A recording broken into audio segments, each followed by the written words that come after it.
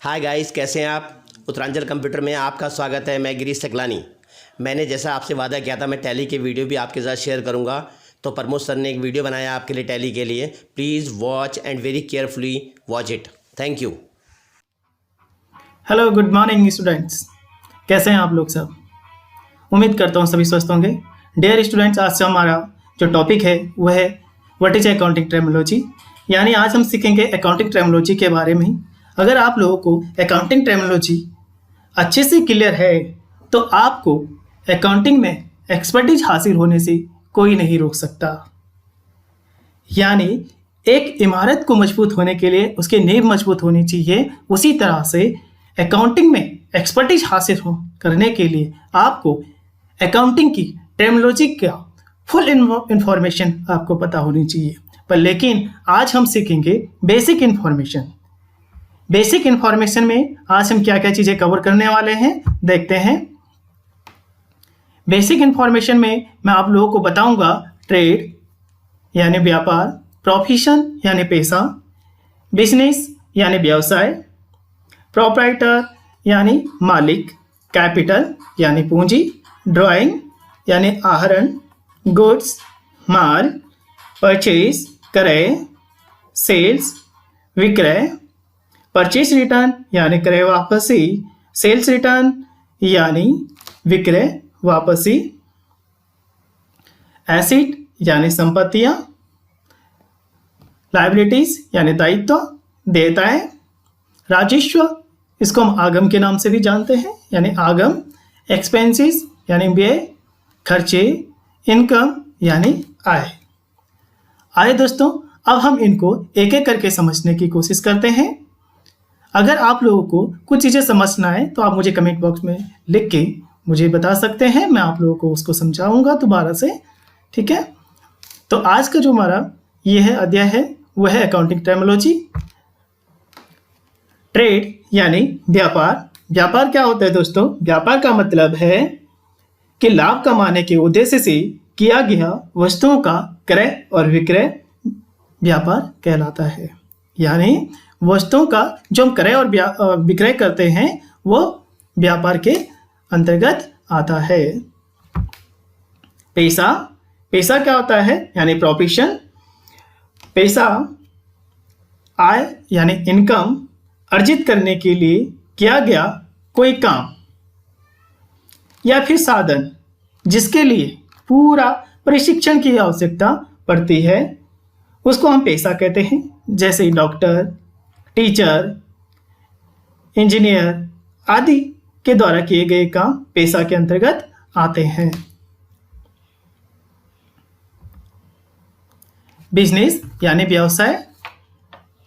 कोई एक ऐसा वैधानिक कार्य यानी लीगल कार्य जो आय यानी इनकम, लाभ यानी प्रॉफिट प्राप्त करने के पर्पज से किया जाता है वह व्यवसाय कहलाता है। व्यवसाय एक व्यापक शब्द है अपने आप में, जिसके अंतर्गत उत्पादन और वस्तुओं और सेवाओं का क्रय और विक्रय किया जाता है। बैंक, बीमा कंपनियां, फर्म आदि इसी के अंतर्गत आते हैं। दोस्तों, मैंने आपको बताया ट्रेड और पैसा ये दोनों भी इसी के अंतर्गत आते हैं, क्योंकि ये अपने आप में एक व्यापक शब्द है। ठीक है।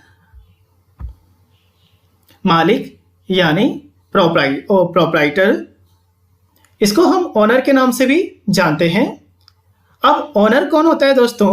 ओनर वह व्यक्ति होता है जो व्यापार में आवश्यक पूंजी लगाते हैं, व्यापार का संचालन करते हैं, यानी एक जोखिम उठाते हैं व्यापार को स्टार्ट करने में, यानी व्यापार की शुरुआत करने में, और लाभ और हानि के अधिकारी भी होते हैं।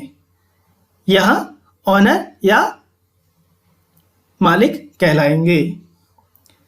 यदि किसी व्यापार का मालिक कोई एक व्यक्ति है तो वह एकाकी व्यापार यानी प्रोप्राइटर कहलाता है। यदि मालिक दो या दो से अधिक व्यक्ति हैं तो वह साझेदार यानी पार्टनर कहलाते हैं। यदि बहुत सारे लोग मिलकर संगठित रूप से कंपनी के रूप में कार्य करते हैं यानी काम करते हैं तो वह उस कंपनी के अंशधारी यानी शेयर होल्डर होते हैं। ठीक है, आगे बढ़ते हैं हम लोग दोस्तों। आगे हमारे पास है कैपिटल यानी पूंजी। पूंजी जानते हैं आप लोग क्या होती है, वो मैं आपको बता देता हूं। यानी जो कि एक व्यापार में व्यापार के स्वामी द्वारा यानी ओनर के द्वारा रुपए या माल संपत्ति आदि चीजें व्यापार में लगाता है, उसको ही हम पूंजी कहते हैं। एक एग्जाम्पल से, एक उदाहरण से समझते हैं कि राजू ने 20,000 रुपये तो कैश लेके आया यानी नगद लेके आया, और 10,000 रुपये का वो माल लेके आया यानी गुड्स लेके आया। ठीक है, तो उसने क्या खोली, एक कंप्यूटर की दुकान खोली। तो ऐसी स्थिति में उसकी इस व्यापार में, इस बिजनेस में कितने रुपए की कैपिटल हुई दोस्तों, 30,000 रुपये यानी 30,000 रुपये की उसकी क्या हो गई, कैपिटल होगी। कैसी हुई 30,000 की कैपिटल, दोबारा बता देता हूं। 20,000 रुपये का वो कैश लेके आया और 10,000 रुपये वो क्या लेके आया, माल लेके आया यानी गुड्स लेके आया था। ठीक है, टोटल मिला के 30,000 की जो उसकी पूंजी है वही कैपिटल होगी। यह व्यापार में अगर लाभ होगा तो पूंजी क्या होगी, बढ़ जाएगी। अगर लॉस होगा हमें यानी हानि होगी तो पूंजी हमारी क्या हो जाएगी, घट जाएगी दोस्तों। ठीक है, आगे बढ़ते हैं हम लोग। ड्राइंग यानी आहरण। आहरण क्या होती है दोस्तों, व्यापार के स्वामी यानी ओनर के द्वारा अपने निजी खर्चों के लिए समय समय पर व्यापार में से जो रुपए या फिर माल यानी गुड्स निकाला जाता है उसी को आहरण कहा जाता है। तो इसको हम निजी खर्चों के रूप से भी जानते हैं हम लोग। ठीक है दोस्तों, आगे बढ़ते हैं हम। अब नेक्स्ट हमारे पास है गुड्स यानी बहुत ही इंपॉर्टेंट चीज यानी बिजनेस डील। ठीक है, माल उस वस्तु को कहते हैं जिनका क्रय और विक्रय व्यापार में किया जाता है, यानी खरीदा और बेचा जाता है। व्यापार में माल के अंतर्गत वस्तुओं का निर्माण हेतु प्राप्त सामग्री हो सकते हैं। ठीक है, एग्जाम्पल के लिए वस्तु विक्रेता द्वारा खरीदा गया कपड़ा उस व्यापारी के लिए गुड्स यानी माल होगा। आगे हम बढ़ते हैं दोस्तों, इसी में हम लोग आज सीखेंगे परचेज। यानी परचेज क्या होगी, यानी क्रय वो सभी आइटम जिसको सेल करने के पर्पज से खरीदा जाता है वो परचेज कहलाती है। यानी व्यापार में माल उधार या फिर नगद दोनों रूप में खरीदा जा सकता है। यानी क्रेडिट परचेज और कैश परचेज ऐसी सेल है, यानी एक लाभ कमाने के उद्देश्य से किया गया वस्तु का विक्रय वो क्या कहलाएगा, विक्रय यानी सेल्स कहलाएगा। सेल्स भी हमारे पास दो तरह की होती है, क्रेडिट सेल्स और कैश सेल। ठीक है, आगे हम देखते हैं परचेज रिटर्न यानी क्रय वापसी। यानी हमारे द्वारा यानी या बिजनेस के द्वारा कोई गुड्स खरीदा जाता है, यानी कोई माल खरीदा जाता है, उसमें से कोई पार्ट हुआ या उसका कोई भाग या पूरा सामान वापस कर देता है तो वो परचेज वापसी कहलाएगी यानी क्रय वापसी भी कहलाएगी। सेल्स रिटर्न बिजनेस के द्वारा अपने कस्टमर को बेचा गया सामान या माल या गुड्स फिर उसी कस्टमर के द्वारा वापस लौटाया गया एक कोई पार्ट या पूरा का पूरा सामान वापस लौटाया जाता है तो वो विक्रय वापसी यानी सेल्स रिटर्न कहलाएगी। दोस्तों नेक्स्ट हमारे पास देयताएं यानी दायित्व। अब दायित्व क्या होंगे, पता है आप लोगों को दायित्व क्या होते हैं? दायित्व यानी लायबिलिटीज, हमारी देनदारी होती है, यानी हमने किसी को पैसा देना होता है। ठीक है दोस्तों, या वो एक्टिविटीज जो ओनर को छोड़कर हमें सबको देनी होती है, या फिर ऐसा कह सकते हैं कि वो सभी एक्टिविटी जो व्यापार को अन्य व्यक्तियों अथवा अपने स्वामी या फिर स्वामी के प्रति चुकाने होते हैं वो दायित्व लायबिलिटीज कहलाते हैं। यानी हमने जैसे बैंक बुक से लोन ले रखा ना बिजनेस ने, ठीक है, तो बिजनेस को क्या करना, वो लोन भी चुकाना है। यानी कहीं से उधार में परचेज कर रखी है कोई, तो वो जहाँ से उधार में परचेज कर रखी है जिनको हम कहते हैं क्रेडिटर भी कहते हैं, ठीक है, तो वो भी हमें पे करनी होती है। ठीक है दोस्तों, तो ये भी हमारी लायबिलिटीज के अंतर्गत आ जाती है। लायबिलिटीज भी आपकी दो तरह की होती है, एक शॉर्ट टर्म होती है और दूसरी क्या है, लॉन्ग टर्म लायबिलिटीज भी होती है, यानी लंबी अवधि वाली देनदारियां और अल्पकालिक देनदारियां। लंबी अवधि वाली देनदारियां कौन सी होती है, यानी लॉन्ग टर्म लायबिलिटीज कौन सी होती है, जो हमें 1 साल से ऊपर पे करनी होती है, यानी बैंक से लिया गया 5 साल के लिए, 8 साल के लिए लोन लिया गया है, तो वो हमारे पास कौन सी लायबिलिटी है, लॉन्ग टर्म लायबिलिटीज होती है। शॉर्ट टर्म लायबिलिटीज कौन सी होती है, जो हमने उधार में परचेज किया होता है और एक साल के अंदर हमें पे करना होता है, तो वो शॉर्ट टर्म लायबिलिटीज के अंतर्गत आ जाती है दोस्तों। ठीक है, तो कुछ चीज़ें अगर आपको समझ नहीं आती है तो आप मुझे कमेंट बॉक्स में लिख सकते हैं, तो मैं आप लोगों को उसको भी समझाने का कोशिश करूंगा। अगर आप दोस्तों आप लोगों को इससे रिलेटेड कोई नोट्स चाहिए तो आप भी मुझे कमेंट बॉक्स में लिख सकते हैं, तो आपको मैं वो नोट्स भी प्रोवाइड कर सकता हूँ। ठीक है दोस्तों, नेक्स्ट हमारे पास है एसेट। एसेट क्या होती है, यानी बिजनेस की संपत्तियां। ठीक है, हमारे व्यापार में समस्त वस्तुएं जो व्यापार के संचालन में सहायक होती है वो संपत्ति कहलाती है, या हम कह सकते हैं वो वैल्यू जिसका बेनिफिट फ्यूचर में मिलेगा, तो वो क्या कहलाती है, एसेट कहलाती है। एसेट भी हमारे पास दो तरह की होती है, यानी फिक्स एसेट और करंट एसेट। फिक्स एसेट कौन सी होती है, जिनका टाइम लॉन्ग टाइम के लिए होता है, टाइम पीरियड क्या होता है, लॉन्ग टाइम के लिए होता है। एग्जाम्पल से समझेंगे, यानी 1 साल से ऊपर के लिए होता है, 5 साल, 10 साल, 8 साल, 3 साल, 2 साल है, ठीक है ना। जैसे laptop, computer, furniture, machinery, vehicle सब इसी के अंतर्गत आ जाते हैं। लैंड, बिल्डिंग भी सभी इसके अंतर्गत आती हैं। करंट एसेट कौन सी होती है, जो 1 साल के अंदर आती और जाती रहती हैं, यानी हम इसको कह सकते हैं जो 1 साल के अंतर्गत कैश में कन्वर्ट हो जाती है, यानी कैश, बैंक, डेटर्स, यानी ठीक है ना, सभी इसी के अंतर्गत। प्रीपेड एक्सपेंसेस भी होते हैं, ये सभी इसी के अंतर्गत आते हैं दोस्तों। ठीक है, स्टॉक क्या होता है, यानी एक भंडार, वो जगह जहां पे हम गुड्स को लेके आए हैं, यानी फ्यूचर में सेल करने के लिए, ठीक है, वो स्टॉक कहलाता है। स्टॉक भी हमारे पास 3 तरह के होते हैं, कौन कौन से, यानी रॉ मटेरियल स्टॉक, कच्चे माल का स्टॉक, सेमी फिनिश अर्धनिर्मित गुड्स का स्टॉक और फाइनल गुड्स का स्टॉक। ठीक है दोस्तों, इसको फाइनल प्रोडक्ट भी कह सकते हैं, यानी फिनिश गुड्स का स्टॉक भी हम कह सकते हैं।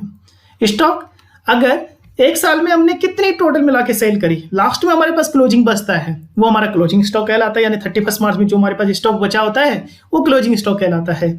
वही स्टॉक 1 अप्रैल को जब ड्रॉ डाउन होता है नीचे अगले साल, तो वो क्या कहलाता है, हमारा ओपनिंग स्टॉक कहलाता है। ठीक है, नेक्स्ट हमारे पास है रेवेन्यू, यानी राजस्व। अभी राजस्व क्या होगा, ठीक है, इसको हम आगम के नाम से भी जानते हैं, मैंने आपको पहले भी बताया है, इसको हम किस नाम से जानते हैं, आगम के नाम से। ठीक है, अब आगम क्या होगी दोस्तों, गुड्स या सर्विसेज को मार्केट में सेल करने पे उससे जो प्राप्ति होती है उसको हम आगम कहते हैं। ठीक है, एक्सपेंसेस हमारे माल के उत्पादन और उसको बेचने में जो खर्चे होते हैं वह व्यय कहलाते हैं। ठीक है, एग्जाम्पल के लिए electricity expenses, rent, salary etcetera सब इसके अंतर्गत आते हैं। हम यह कह सकते हैं कि वो वैल्यू जिसका हम बेनिफिट ले चुके हैं। एग्जाम्पल से समझेंगे, अगर मैं किसी एम्प्लॉय से काम कराता हूँ तो मैं क्या ले रहा हूँ, उसका बेनिफिट ले रहा हूँ, तो उस बेनिफिट के बदले मुझे उसको क्या देना पड़ेगा, पैसे देने पड़ेंगे, यानी सैलरी देनी पड़ेगी, तो वो क्या कहलाएगी, एक्सपेंसेस हैं। एक्सपेंसेस भी हमारे पास 2 तरह के होते हैं दोस्तों, यानी डायरेक्ट एक्सपेंसेस यानी प्रत्यक्ष व्यय और अप्रत्यक्ष व्यय यानी इनडायरेक्ट एक्सपेंसेस। डायरेक्ट एक्सपेंसेस वो एक्सपेंसेस होते हैं जो कि एक मैन्युफैक्चरिंग से रिलेटेड होते हैं, यानी फैक्ट्री से रिलेटेड होते हैं, परचेज से रिलेटेड होते हैं, यानी खरीद से रिलेटेड होते हैं। ठीक है, वो डायरेक्ट एक्सपेंसेस कहलाते हैं। इनडायरेक्ट एक्सपेंसेस कौन से होते हैं, जो कि एक प्रोडक्ट को सेल करने में होते हैं। ठीक है, यानी हम कह सकते हैं सेल्स से रिलेटेड जो भी एक्सपेंसेस होते हैं वो इनडायरेक्ट एक्सपेंसेस कहलाते हैं। ठीक है, आगे हम बढ़ते हैं इनकम। अब इनकम क्या होती होगी, यानी आपको पता है ना, आय। अब इनकम क्यों हम समझेंगे, यानी आगम यानी हमने वस्तुओं का और सेवाओं की सेल करी, उससे जो हमें पैसा रिसीव हुआ वो हमारी क्या कहलाई थी, आगम कहलाई थी। आगम में से अगर हम खर्चों को मैनेज कर लेते हैं यानी व्यय को मैनेज कर लेते हैं तो वो हमारी क्या होती है, इनकम होती है। नेक्स्ट हमारे पास टर्नओवर। टर्नओवर क्या होता है, एक निश्चित अवधि में यानी एक साल के अंतर्गत जितनी भी हमने कैश या क्रेडिट में सेल करी है, दोनों को मिलाकर उसका जो टोटल आता है तो वो हमारा क्या कहलाता है, टर्नओवर कहलाता है। यानी अगर मैंने 5 लाख की सेल तो क्रेडिट में करी और 5 लाख की सेल मैंने कैश में करी, टोटल मिला के मैंने एक साल में 10 लाख रुपए की सेल कर दी, तो वो मेरा क्या कहलाएगा दोस्तों, टर्नओवर कहलाएगा। आज की वीडियो हम यहीं पे समाप्त करेंगे, मिलेंगे हम नेक्स्ट टॉपिक में आपके साथ। इसी टर्मिनोलॉजी की आगे का टॉपिक हमारा रहेगा, हम फुल इंफॉर्मेशन सीखेंगे टर्मिनोलॉजी के बारे में। आज का अध्याय हम यहीं पे समाप्त करते हैं, तब तक के लिए धन्यवाद। अगर आपको ये वीडियो अच्छी लगती है तो इसको लाइक, शेयर और सब्सक्राइब करें ताकि ये वीडियोस और लोगों तक भी पहुंचे और उनकी भी इस वीडियो से काफ़ी चीज़ें सीखने को मिले। धन्यवाद, thank you very much. Guys कैसा लगा आपको ये वीडियो? मुझे उम्मीद है आपको बहुत अच्छा लगा होगा और आप हमारे चैनल को सब्सक्राइब करिए, लाइक करिए और शेयर करिए। Thank you very much.